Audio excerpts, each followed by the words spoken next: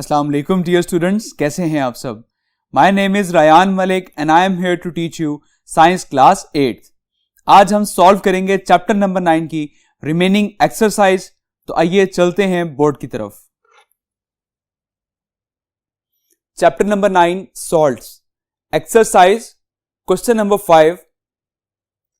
Magnesium sulfate can be made in the laboratory using the reaction between magnesium oxide and sulfuric acid. An excess of magnesium oxide is added to warm sulfuric acid in a beaker. सबसे पहले हमें question में कहा गया है कि एक laboratory में मैग्नीशियम सल्फेट जो है वो बनाया जा रहा है using the reaction between magnesium oxide and sulphuric acid. तो मैग्नीशियम ऑक्साइड और सल्फ्यूरिक एसिड को रिएक्ट करवा के मैग्नीशियम सल्फेट बनाया जा रहा है और इसके साथ रिजल्ट में वाटर भी प्रोड्यूस हो रहा है। And next, an excess of magnesium oxide is added to warm sulphuric acid in a beaker. और मैग्नीशियम ऑक्साइड जो है वो एक्सेस में डाला गया है ताकि वो सल्फ्यूरिक एसिड जो है वो उसको वार्म कर दे बीकर के अंदर। अब हम क्वेश्चन स्टडी करते हैं। Question number 1, suggest a reason for heating the acid before the magnesium oxide is added. तो वो रीजन सजेस्ट करें कि मैग्नीशियम ऑक्साइड को ऐड करने से पहले हम उस एसिड को वार्म क्यों कर रहे हैं। उसको इसलिए वार्म किया जाता है ताकि मैग्नीशियम ऑक्साइड जो है वो इजीली डिसॉल्व हो सके। सो इसका आंसर लिखते हैं।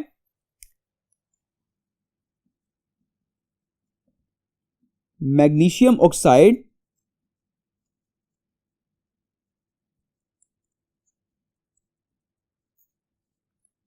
dissolved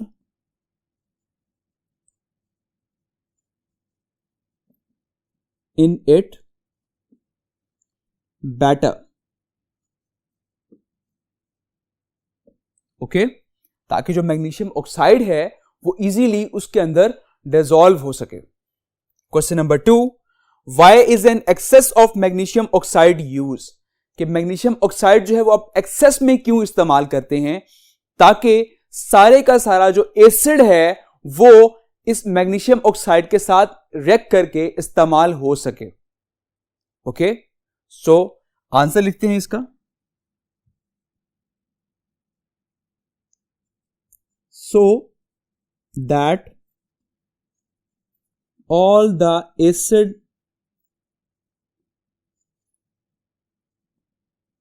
is used। ओके, तो वो सब का सब जो एसिड है वो इस्तेमाल हो सके, वो इस मैग्नीशियम ऑक्साइड के साथ रिएक्ट कर सके। क्लियर। अब हम क्वेश्चन नंबर 3 स्टडी करते हैं। So question number 3, how would you remove any unreacted magnesium oxide from the mixture. तो उस मिक्सचर से आप जो अनरिएक्टेड मैग्नीशियम ऑक्साइड है उसको आप किस तरह से रिमूव कर सकते हैं। तो ये हमने अपने लेक्चर में भी स्टडी किया था कि उसको by the process of filtration वो अनरिएक्टेड मैग्नीशियम ऑक्साइड को आप रिमूव कर सकते हैं। So the answer is by filtration.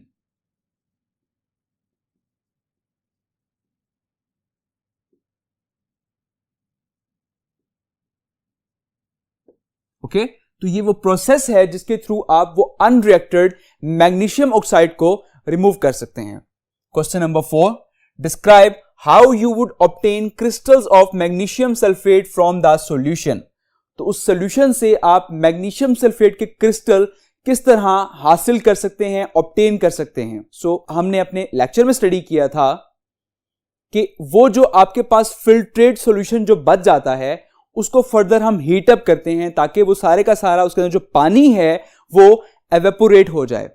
अब जैसे ही वो पानी एवेपोरेट हो जाएगा फिर उसको आप बाकी मटेरियल को आप रख देते हैं कूल डाउन होने के लिए, और जैसे ही वो कूल डाउन होता है तो वहां पर क्रिस्टल्स बन जाते हैं मैग्नीशियम सल्फेट के। ओके, सो इसका आंसर लिखते हैं।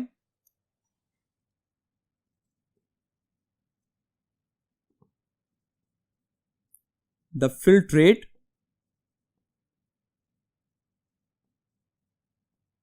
is heated carefully to evaporate water, to evaporate the water from solution. Then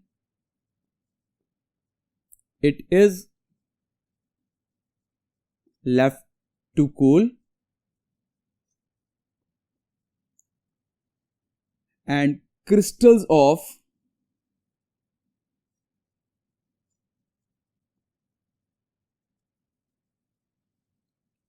magnesium sulfate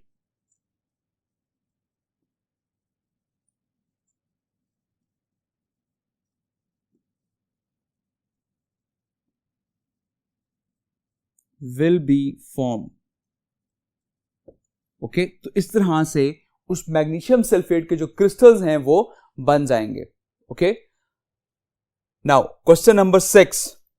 sodium chloride is called common salt.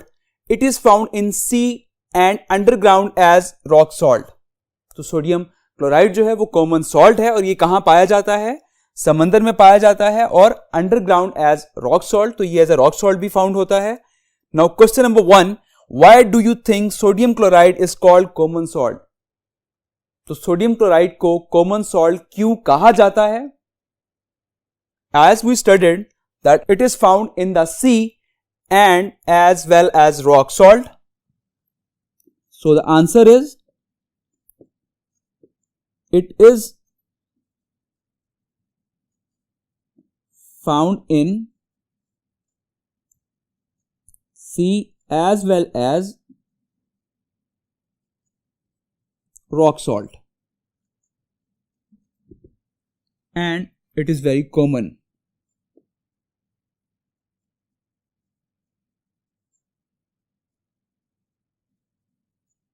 So that's why we call it as common salt. Okay, अब हम question number 2 study करते हैं. Now question number 2. Name 2 chemicals that can be obtained from the electrolysis of sodium chloride.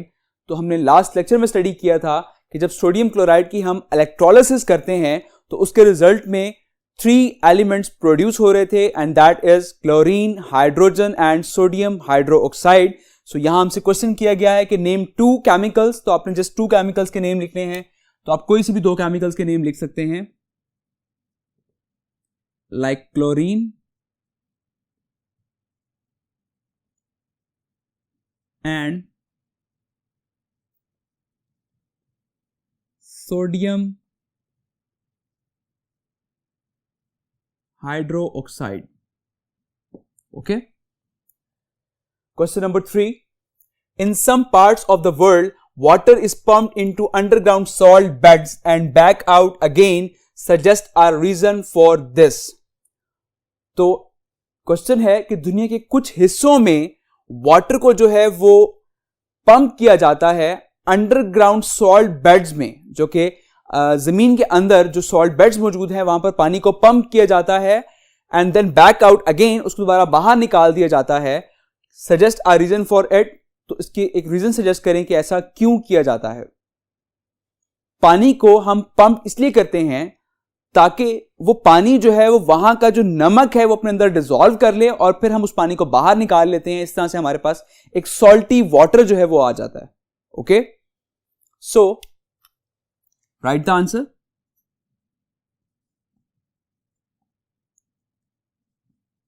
This is done to dissolve salt, dissolve the salt and bring it to back.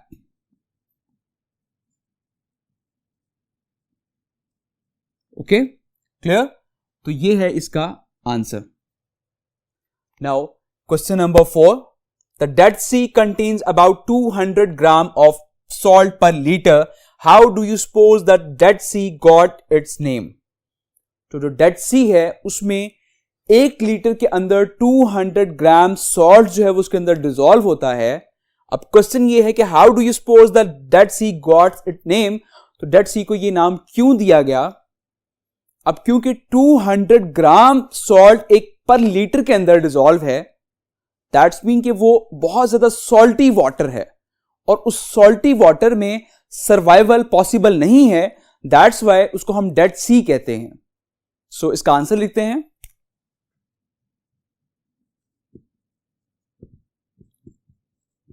It is so salty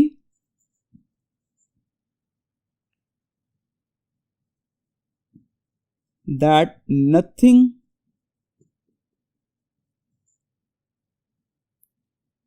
can live in it.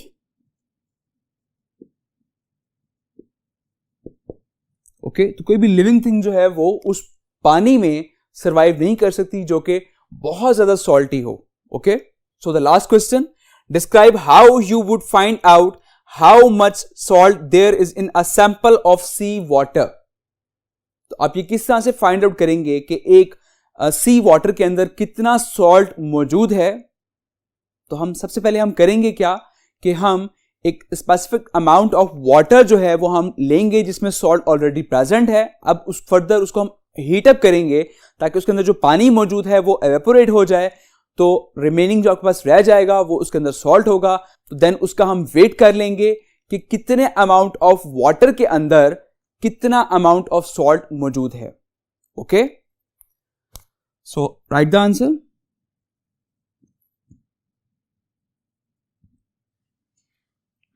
Take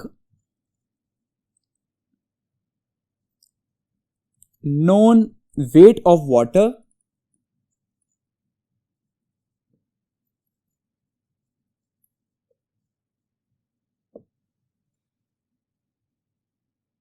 known weight of salty water कर लें इसको,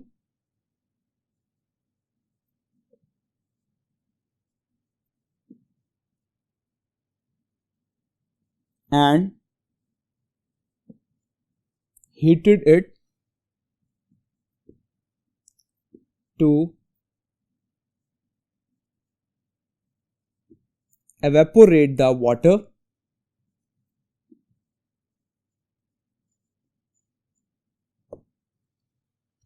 now collect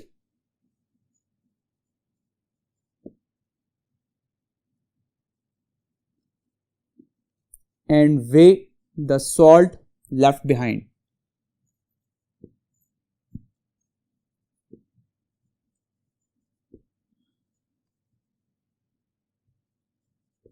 Okay, clear? Now last question. So the last question, question number 7, the following chemical salts are used in fertilizers: ammonium nitrate, sodium nitrate, ammonium sulfate, calcium nitrate, ammonium phosphate and potassium sulfate. Question number 1, why do farmers use fertilisers? तो farmers जो है fertilisers का क्यों इस्तेमाल करते हैं, ये हमने लेक्चर में भी डिस्कस किया था, ताकि उन प्लांट्स की ग्रोथ अच्छे तरीके से हो सके और उनको वो हेल्दी रख सके। So right the answer.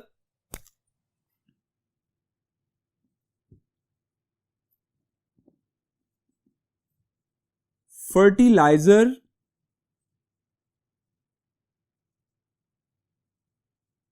help plant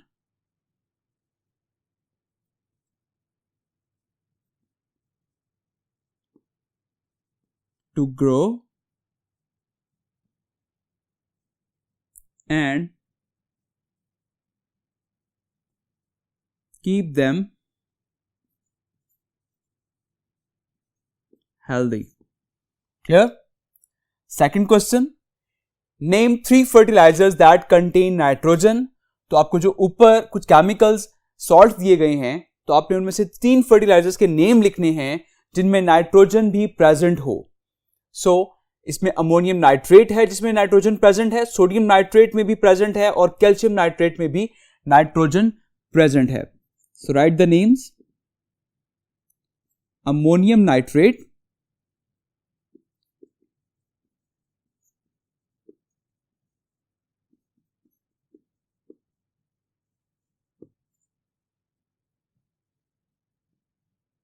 calcium nitrate,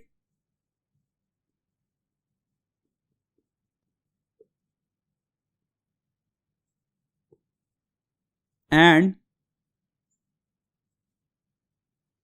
sodium nitrate.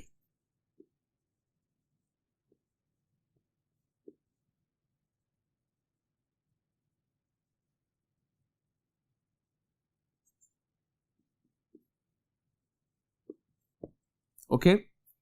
So the last question, NPK fertilizers contains nitrogen, phosphorus and potassium. Suggest a combination of salts from the list above that would provide these elements. So आपने अब उन fertilisers के name बताने हैं जिनमें nitrogen, phosphorus और potassium present हो. Okay, so the chemicals are ammonium nitrate, ammonium phosphate and potassium sulfate. Okay, so write the answer.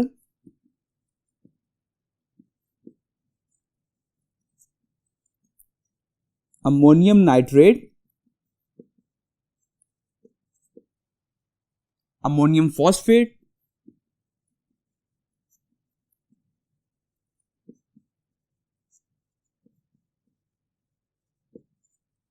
and potassium sulfate.